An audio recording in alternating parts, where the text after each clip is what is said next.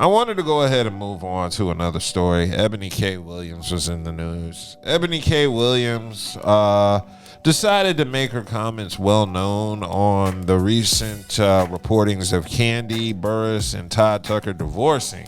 So she decided to take to a podcast.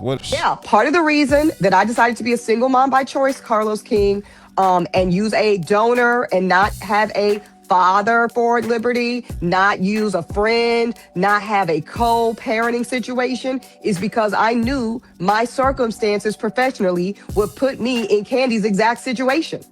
And that I would very possibly end up paying child support for my own daughter. Oh, absolutely. Excuse me.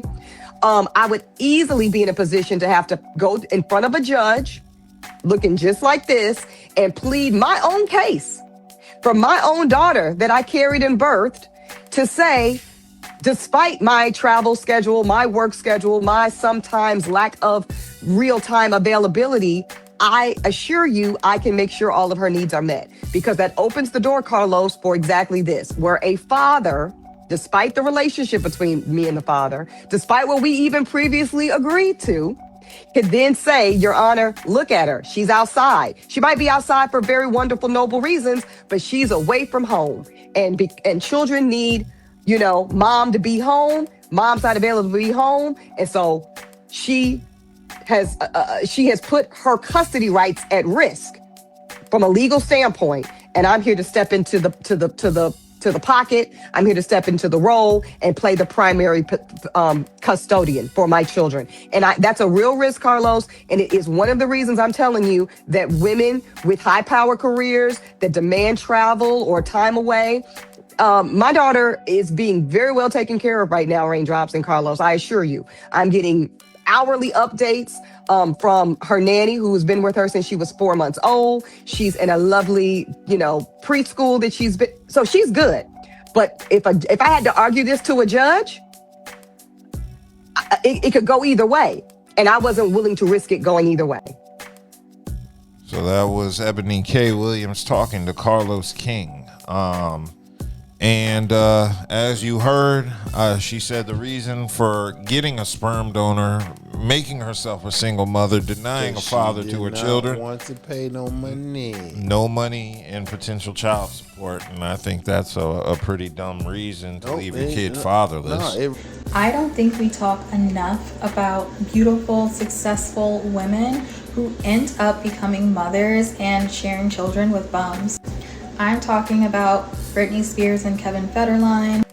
I'm talking about Rachel and Dr. Abs, I think his name was. Hell, I'm even talking about Cardi and Offset. And the reason for that is because it's no secret that a lot of men are very jealous and envious of women. And whatever they can't be or whatever they don't have, they will try to take from you. It really speaks into how society and women, especially women that has power. When I say power, they have power based off of financial means. The fact of the matter is, and this is the difference between black women and non-black women. This is the reason why a lot of black women isn't married. Because the fact of the matter is, if they got their own, if they're made it, they're not looking. They look at them. They're not looking at a man's finances, his well-being, as if it's an asset. They look at it as an option.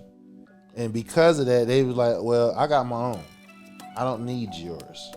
You know what I'm saying? Which, if you want to mate, if you want to be in a meaningful relationship, if someone is a potential match, whether you got yours or not, you know what I'm saying? They feel you should be able to compromise. But then again, when men was making the money and they was the big dogs and the women was the ones that stayed at home, moms and stuff like that, when they came to the divorce, they got half. They got alimony paid, child support, et cetera, et cetera. Now you got a lot of women that's in the men's position, financially strapped, and they don't want to do that. So they just learning from our mistakes, and they're making sure that they're not in a position. So they intentionally look at Cardi B. Intentionally look at Rihanna intentionally be single mothers, even though ASAP is there, but they intentionally don't want to get married and they don't want to get married and have children, because if they the top breadwinner, they know if they get a divorce, they're going to pay him money. Even in divorce, I don't think it's right when men be trying to take half of the woman. I don't think it's cool. Like, I feel like a man should always be a man and be able to handle his own or whatever, right? So,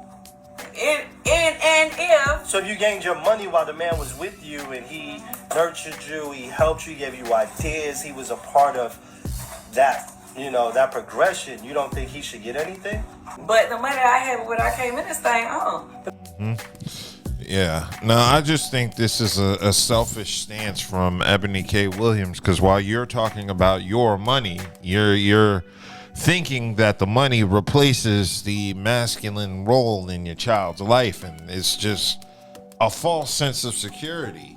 And you're only doing this because of a worst case scenario situation where you're scared of having to pay a man money for child support. So now your daughter has to grow up without a father because of a situation that might not even happen. Right. And I just think that was extremely And selfish. it could be somebody that has money. Yeah. It's just the fact she has more money than him. Yeah, exactly. That's what it comes down to. But I also think Ebony K. Williams kind of understood a man with money doesn't really want to deal with her, because she had that white man with money who he decided to dip on her ass during the COVID. This quarantine, I think, like a lot of couples, Wendy, it made us tell the truth about our relationship. Did you live with him at the time of quarantine? I'll tell you what happened. He actually did not quarantine with me. He has 3 children, 2 of which are young adults, and he chose to quarantine in New Jersey with his semi-adult children. And for me, listen, I'm not a parent yet, so I get that they're number one. Right. But I need to be number one, Wendy. It's a lot, but if you really look at it though, it's a lot of women that agrees with her.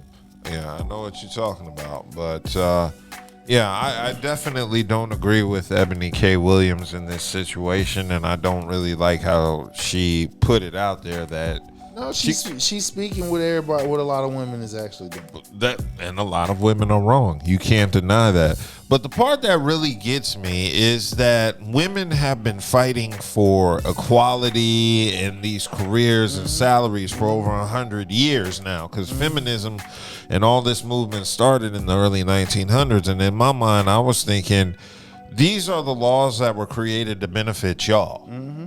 Now men are starting to benefit from what, in the past decade? Yep.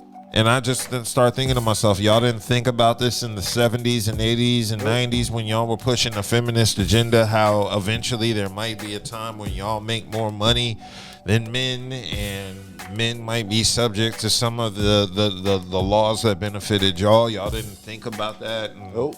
think about how child support would affect y'all when other women were receiving it in the 90s and 2000s. You never thought that this would affect you in the negative way. You just thought it was going to be some positive shit for women for however long this system lasts. You know, that's the part that got me. It seems like none of these feminists ever planned for their success. Of course. You know, that shit threw me off. I'm like, y'all are fighting for success and you get it without thinking of the cons that come with your success. The cons that come with women making lots of money is some of it's going to pay men. You got to pay to play. Yeah, every man. What's the old saying? When it's men, they used to say it's cheaper to keep her. Now, it's cheaper to keep him. Yeah. But yeah, I definitely think Ebony K. Williams is out of line.